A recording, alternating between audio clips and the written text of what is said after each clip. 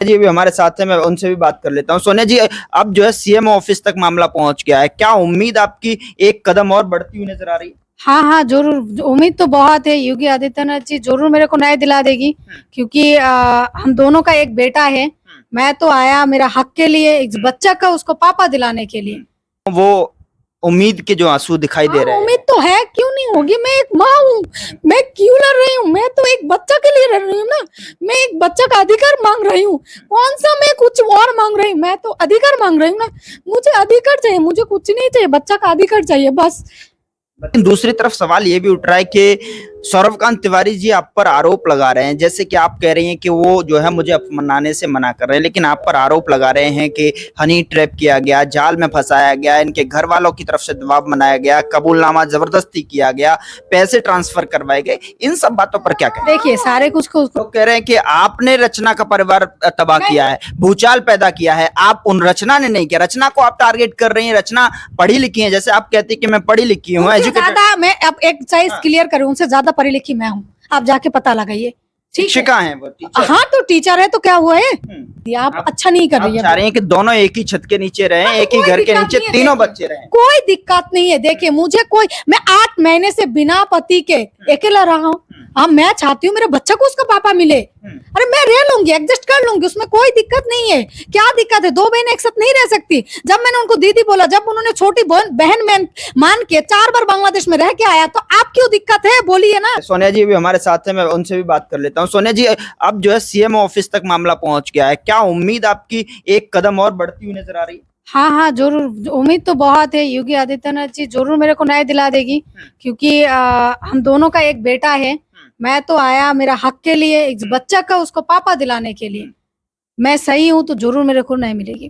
तो जो शेख हसीना तक मामला पहुंचा, अब जो है यहाँ दिल्ली पीएमओ ऑफिस तक पहुंचा, फिर उसके बाद सीएम तक पहुंचा है। एपी सिंह जी से हमने बात की, वो उन्होंने बताया कि किस तरीके से अब मामले को देखना है।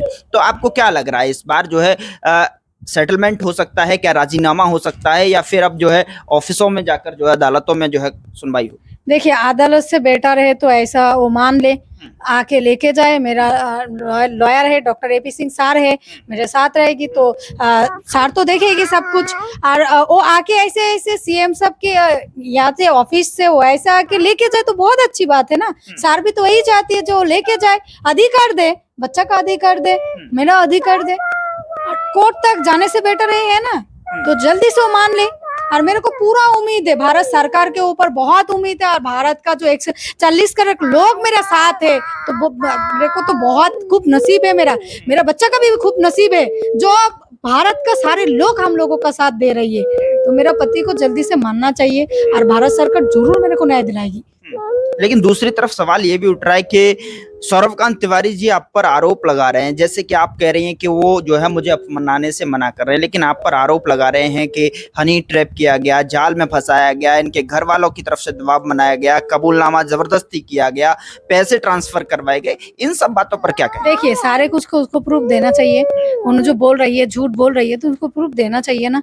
सब कुछ झूठ है। देखिए झूठ कितने दिन चला, 2-3 दिन, 2-3 दिन है कि नहीं। अभी कहाँ है सौरभकांत तिवारी जी, उनका पत्नी कहाँ है। ये सब झूठ है। देखिए वो कहीं ना कोई, उनका सार के बात ही में बोलूंगी, कहीं ना कहीं उनका मजबूरी है ना। तो कोई ऐसा पिता दुनिया में नहीं है जो अपनी ही बच्चा से मुंह मोड़ लेगी। उसका अपना खून है, इस बच्चे को बहुत प्यार से जन्म दिया, बेस्ट हॉस्पिटल में इसको यह किया। जो 2 बच्चा है, उन दोनों बच्चा से ज्यादा बेटर हॉस्पिटल में इसको सिजरिंग किया है, इसको जन्म दिया है। और दूसरी बात, इसको हर एक बर्थडे सेलिब्रेट किया है। वो बहुत प्यार करती है इस बच्चा से। अब ऐसा दुनिया में कोई पिता नहीं होती जो अपने ही बच्चा से यह करे। जरूर उनका कोई ना कोई मजबूरी है, इसीलिए तो मैं चाहती हूँ मेरा पति का जो भी मजबूरी है, प्लीज आप बताओ, खोल के बताओ। मैं भी देखूंगी आपका क्या मजबूरी है, आप खोल के बताओ, जल्दी से मान लो।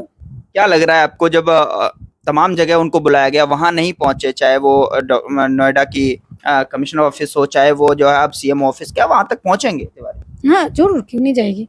जब सीएम जी बुलाएगी तो उसको जाना तो पड़ेगा। मैं तो जाने के लिए तैयार हूँ, उनको भी जाना पड़ेगा। तो उनको जब यहाँ करे, और सीएम जी जो योगी आदित्यनाथ जी तो बहुत न्यायपरायण सरकार है, जरूर मेरे को न्याय मिलेगी। एक भारत में तो बेटी को बहुत ऊंचाई दर्जा दिया है ना। एक महिला को, मैं एक माँ हूँ, मैं माँ हो के नाते मैं भारत सरकार से सीएम योगी आदित्यनाथ जी से प्रार्थना करूंगी, जल्दी से मेरे को न्याय दिला दीजिए, मेरे बच्चा को न्याय दिला दीजिए, उसका पापा का जरूरत है, जल्दी से मेरे को न्याय दिला दीजिए, जरूर मेरे को न्याय आपको मिलेगा। क्या मजबूरी लग रही है कि क्या मजबूरी आन पड़ी अब तिवारी जी को? देखिए पहले तो रचना शर्मा है, तो उनका ही ये दबाव पे कर रही है, रचना शर्मा को आप जो है इतना टारगेट क्यों कर रहे हैं? क्योंकि इन्होंने देखिए, आप बताइए, जो लेडी ने बांग्लादेश जाकर मेरे से मिली है, मेरे साथ रहा, मेरे साथ खाया, उनके हाथ का मैंने खाना खाया 1 महीने तक, आप जाके पूछ सकती है, 1 महीने तक मैंने उनके हाथों से ही खाना खाया हूँ, उनके बच्चा से मैंने उसको घुमाया, मेरे साथ खेला है, मेरे साथ रहा है। आप बताइए 4 बार जाके कोई दिक्कत नहीं, अब आने के बाद क्यों दिक्कत है उनको?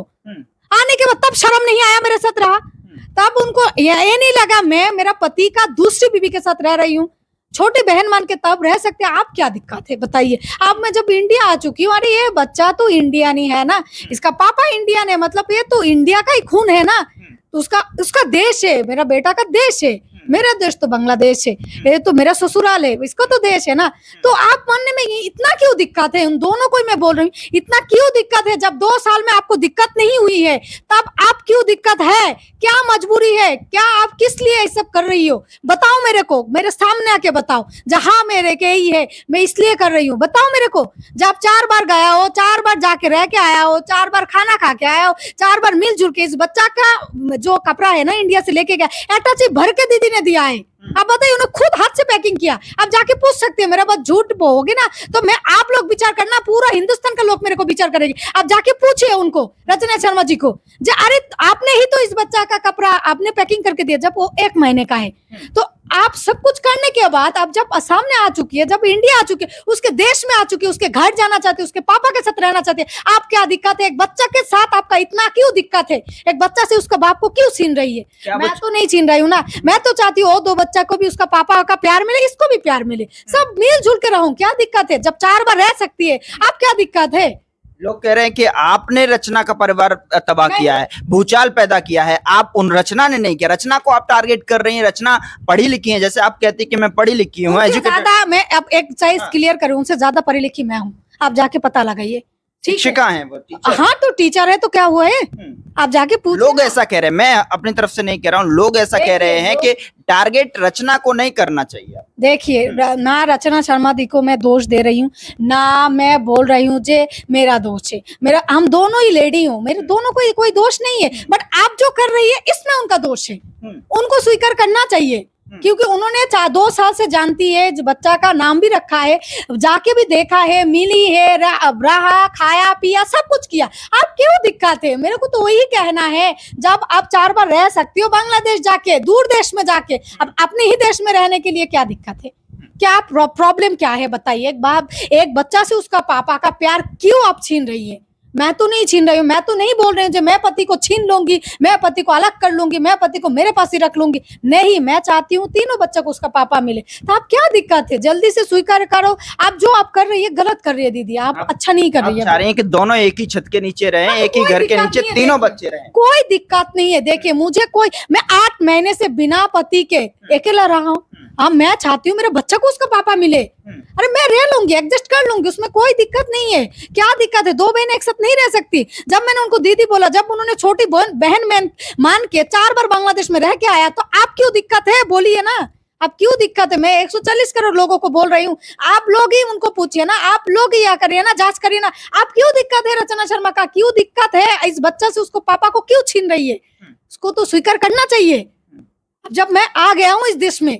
आखिरी सवाल ये, जब तक अब तक कह रही थी आप जो है अकेली हैं, लेकिन अब जो है दोनों ही मुल्कों की जो सरकार और जो है राज्य सरकार भी आपके साथ में है, या फिर आप यूं कहें कि आपके केस को सुनने के लिए कुछ न कुछ उसमें आगे तैयारी कर रही हैं, तो उम्मीद जो है अब अकेलापन जो है अब तो समाप्त हो रहा होगा, क्योंकि अब जो है डॉक्टर एपी सिंह के साथ साथ जो है सरकारें यहाँ पर आ रही हैं। सरकार तो है ही, और दूसरी बात तो पूरा हिंदुस्तानी मेरे साथ है। आप तो मैं अकेला नहीं हूँ, और मैं एक माँ हूँ। सरकार भी इस बारे में देखेगी, जांच करेगी, इसके बारे में सोचेगी। जो देखिए, हम दोनों का तो एक बेटा है मेरे पास, मैं एक माँ के तौर पर मैं प्रार्थना करती हूँ जो जल्दी से मेरे को न्याय दिला दीजिए, बच्चा का हक दिला दीजिए।